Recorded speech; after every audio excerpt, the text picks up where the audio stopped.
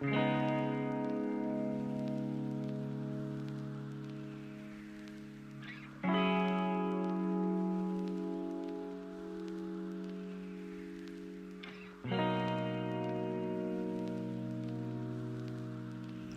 yang kelompok kami pilih adalah slide PowerPoint yang dinarasikan. Adapun alasan kelompok kami memilih luaran tersebut karena kelompok kami berharap luaran yang dipilih dapat mencapai 3 hal.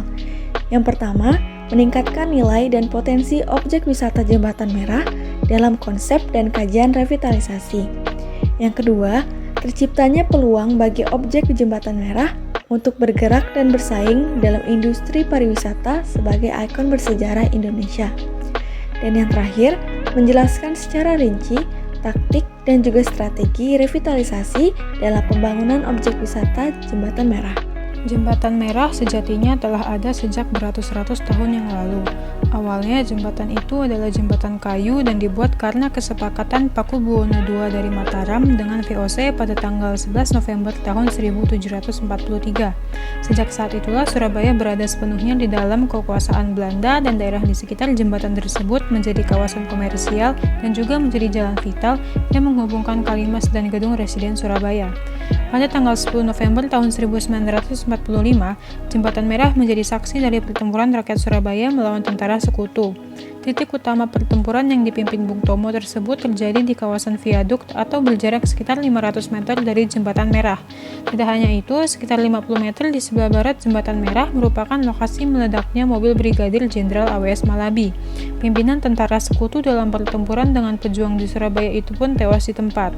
Karena saking banyaknya darah para pejuang dan lawannya yang tumpah di jembatan itu, maka jembatan itu pun dinamakan Jembatan Merah. Kemudian, karakteristik dan keunikan dari objek Jembatan Merah Surabaya.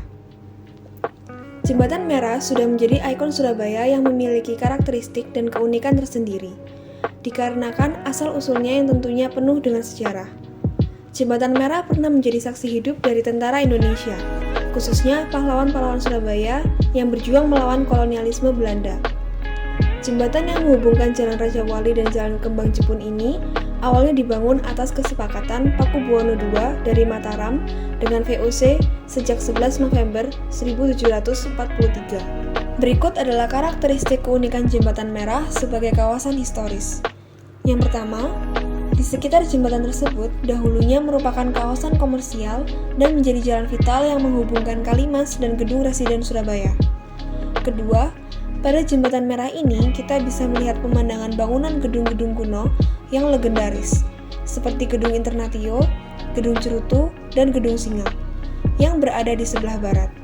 Sedangkan di sebelah timur Jembatan Merah, terdapat gerbang kawasan Niaga Kiakya.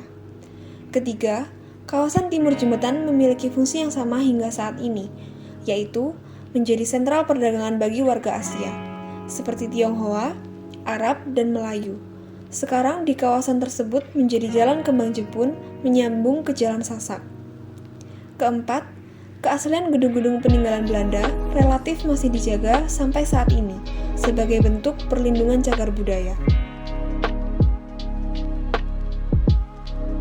Undang-Undang Republik Indonesia Nomor 5 Tahun 2017 tentang Pemajuan Kebudayaan, Pasal 1 Ayat 6 berbunyi, pemanfaatan adalah upaya pendayagunaan objek pemajuan kebudayaan untuk menguatkan ideologi, politik, ekonomi, sosial, budaya, pertahanan, dan keamanan dalam mewujudkan tujuan nasional. Sedangkan Pasal 4 berbunyi, pemajuan kebudayaan bertujuan untuk A. Mengembangkan nilai-nilai luhur budaya bangsa, B. Memperkaya keberagaman budaya, C. Memperteguh jati diri bangsa, D. Memperteguh persatuan dan kesatuan bangsa, E. Mencerdaskan kehidupan bangsa, F. Meningkatkan citra bangsa, G. Mewujudkan masyarakat madani, H. Meningkatkan kesejahteraan rakyat, I. Melestarikan warisan budaya bangsa, dan J. Mempengaruhi arah perkembangan peradaban dunia sehingga kebudayaan menjadi haluan pembangunan nasional. Urgensi terkait pariwisata kota. DPRD Kota Surabaya mengusulkan kepada Dinas Kebudayaan dan Pariwisata agar Jembatan Merah dijadikan sebagai kawasan wisata heritage di Surabaya. Menurut Ketua DPRD Surabaya, A.H. Tony, kawasan Jembatan Merah jika dikelola dengan baik, maka akan menjadi destinasi wisata yang ramai wisatawan dan tentunya bisa menambah penghasilan daerah. Tony melihat perkembangan kebudayaan di Kota Pahlawan ini masih relatif stagnan dilihat dari minimnya ruang galeri seni dan budaya. Dia juga mempertanyakan dalam laporan keterangan pertanggungjawaban Wali Kota Surabaya tahun anggaran 2020 di sektor seni dan budaya bahwa indeks budaya lokal Surabaya meningkat 19,28% dari tahun 2016.